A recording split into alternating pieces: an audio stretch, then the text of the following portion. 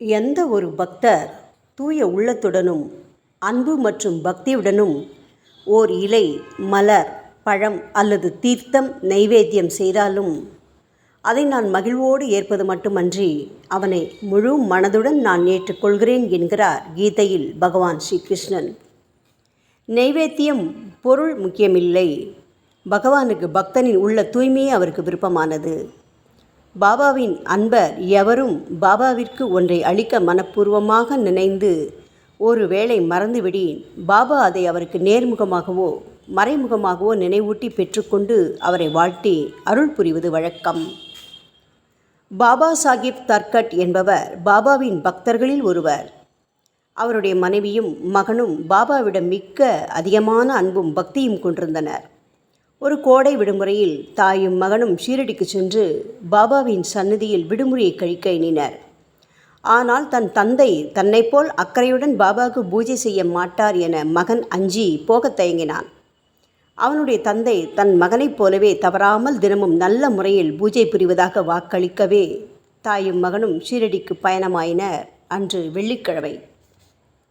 மறுநாள் சனிக்கிழமை அன்று பாபா சாஹிப் பாபாவை வணங்கி தன் பூஜையை ஏற்க வேண்டினார். பிறகு சில கற்கண்டு துண்டுகளை ஏற்க வேண்டினார். பிறகு சில கற்கண்டு துண்டுகளை நைவேத்தியம் செய்தார். பின்னர் அப்பிரசாதத்தை பங்கிட்டளித்தார். அதேபோல் அன்று மாலையும் மறுநாள் ஞாயிறன்றும் பூஜை செவ்வனே நடைபெற்றது. திங்களன்றும் பூஜை செய்தார். தான் வாக்களித்தபடி பூஜை செய்வதால் பாபாவின் அருளால் எல்லாம் நன்கு நடைபெறுகின்றன என்று திருப்தி அடைந்தார் பாபா சாஹிப். செவ்வாய் என்று அரைகுறையாக பூஜை நடத்தி முடித்துவிட்டு அவசரமாக அலுவலகம் சென்று விட்டார். நண்பகல் வீட்டுக்கு வந்து நைவேத்தியத்தை பகிர்ந்தளிக்க பூஜை அறைக்கு சென்றார் அவர். ஆனால் அங்கு பிரசாதம் இல்லை. வீட்டில் உள்ளவர்களை கேட்க அவர்கள் காலை நைவேத்தியத்திற்கு ஒன்றும் வைக்கவில்லையே என்றனர். தான் மறந்தது பற்றி மிகவும் வருந்திய அவர் பாபாவின் மன்னிப்பை வேண்டினார். அத்துடன் மகனுக்கு கடிதம் எழுதி பாபாவிடம் மன்னிப்பு கோரி பிரசாதம் சமர்ப்பிக்கவும் வேண்டியிருந்தார். இது பாந்திராவில் அன்று நண்பகலில் நடந்தது.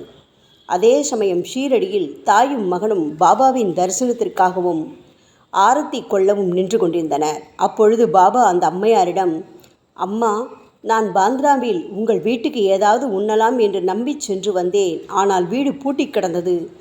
எப்படியோ உள்ளே நுழைந்து பார்த்தேன். ஆனால் உங்கள் கணவர் எனக்காக எதுவும் வைக்கவில்லை. எனவே ஒன்றும் உண்ணாமலே திரும்பிவிட்டேன் என்றார். அந்த அம்மையாருக்கு ஒன்றும் புரியவில்லை. ஆனால் பையனுக்கு எல்லாம் விளங்கிவிட்டது. அவன் தன் ஊர் செல்வதற்கு பாபாவின் அனுமதி வேண்டினான். ஆனால் பாபா அவனை அங்கேயே தனக்கு பூஜை செய்ய சொன்னார். பையனும் உடனே பாபாவுக்கு தூய உள்ளத்துடன் பூஜை செய்து நைவேத்தியம் அளித்தான். பின்னர் நடந்தவற்றை எல்லாம் விளக்கி தந்தைக்கு கடிதம் எழுதினான். அத்துடன் தினமும் மறக்காமல் பாபாவுக்கு நல்ல முறையில் பூஜை செய்து நைவேத்தியம் ஏற்பாடு செய்ய பிரார்த்தித்தான். இதிலிருந்து பாபா தன் பக்தர்கள் இஷ்டப்பட்டு தரும் நைவேத்தியத்தை அங்கீகரிக்கின்றார் என்றும், கொடுக்க மறந்தாலும் கேட்டு வாங்கி கொண்டு அருள் புரிகிறார் என்பதும் தெள்ளத் தெளிவாக தெரிகிறது. ஓம் சாய்ராம்.